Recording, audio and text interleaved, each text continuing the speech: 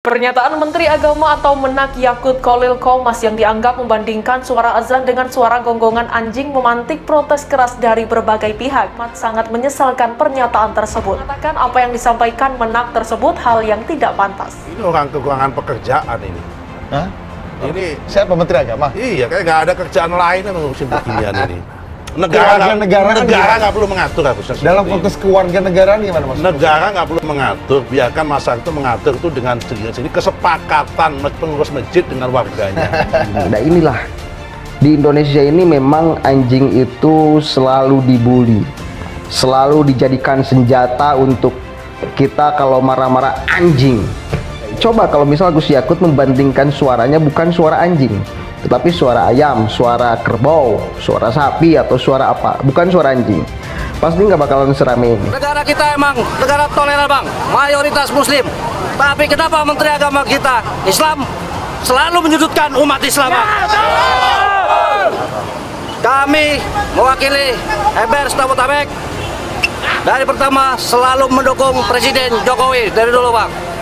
Maka dari itu saya mohon kepada Bapak Presiden, tolong pecat Menteri Agama bang. Beliau terlalu tolol jadi Menteri Agama bang.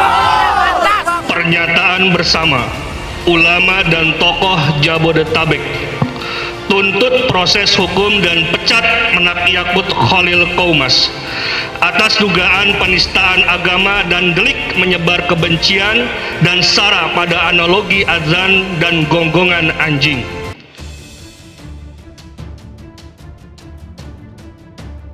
Kibarkan bendera jihad, masa umat Islam Cianjur geruduk kantor Kemenak desak Menak Yakut dipecat.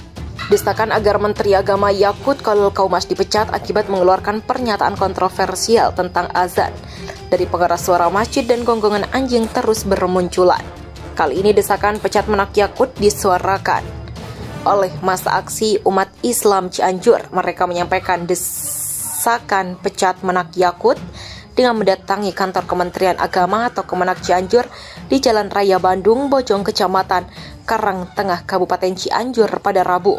Masa umat Islam Cianjur terpantau mulai berdatangan sejak pukul 14.00 waktu Indonesia Barat dengan memakai baju muslim sambil bersalawat kepada Nabi Muhammad Sallallahu Alaihi Wasallam dan mengibarkan bendera jihad.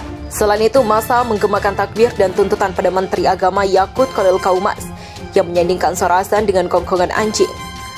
Masa menuntut Menak Yakut untuk segera turun dari kepemimpinannya sebagai Menteri Agama.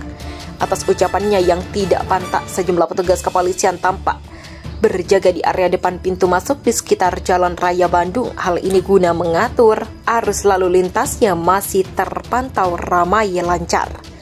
Belum tampak sejauh ini pengalihan maupun penutupan jalan di sekitar lokasi kantor Kemenak Cianjur.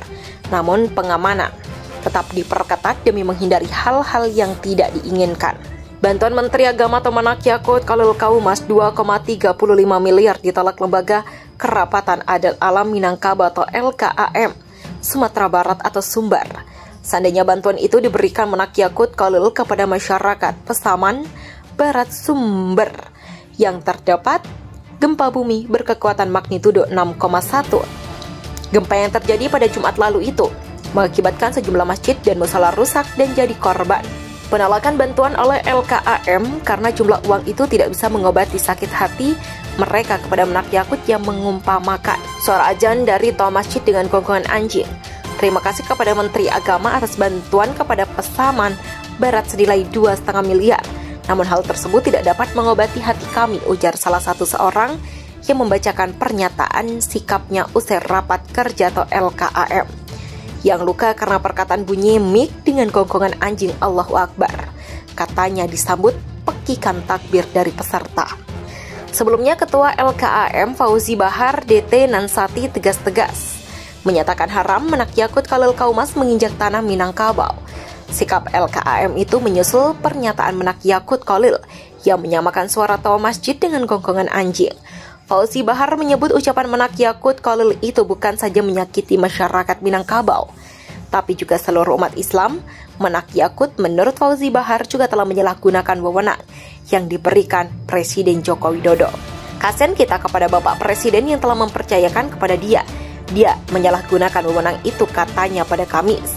Menurut Fauzi Bahar, karena itulah LKAM Sumatera Barat menyatakan haram Menak Yakut menginjakan kaki di tanah Minangkabau. Saya menyatakan atas nama Ketua LKAM Sumatera Barat, haram untuk Menteri Agama menginjakan tanah Minangkabau. Haram ya, tegasnya. Karena itu Fauzi Bahar mengingatkan Menak Yakut agar jangan pernah datang ke tanah Minangkabau. Jadi jangan coba-coba menginjak tanah Minangkabau. Ini Islam ya, ini Islam sejati. Adat bersandi syarak bersandi kitabullah. Begitulah tegasnya lagi.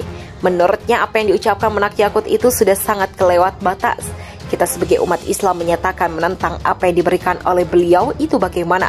Suara mik yang ia katakan sama dengan suara gonggongan anjing. Polisi pastikan tak akan razia jegatan lagi di jalan, tapi pakai tilang elektronik. Wacana penundaan pemilu diduga bentuk ketakutan Luhut.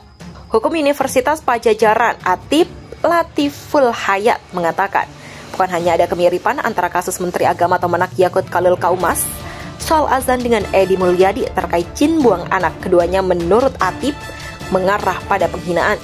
Bahkan ia menyebutkan bahwa statement Yakut yang membandingkan azan dengan gonggongan anjing lebih parah dari Edi Mulyadi. Menurutnya, kalimat Menak lebih jelas dan menjurus ke penghinaan. Ada kemiripan, bahkan apa yang dilakukan oleh Menak itu relatif lebih jelas.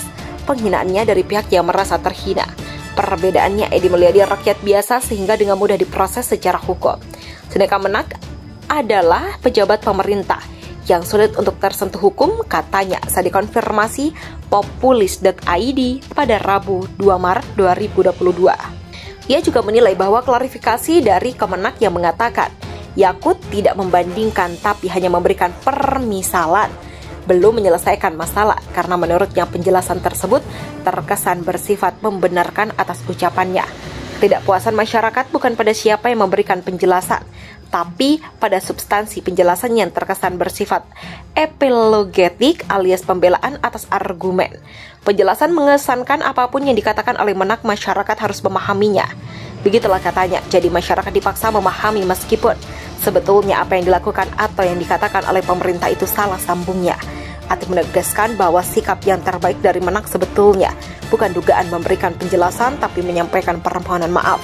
Karena memang secara objektif apa yang dikatakan oleh Menak itu keliru.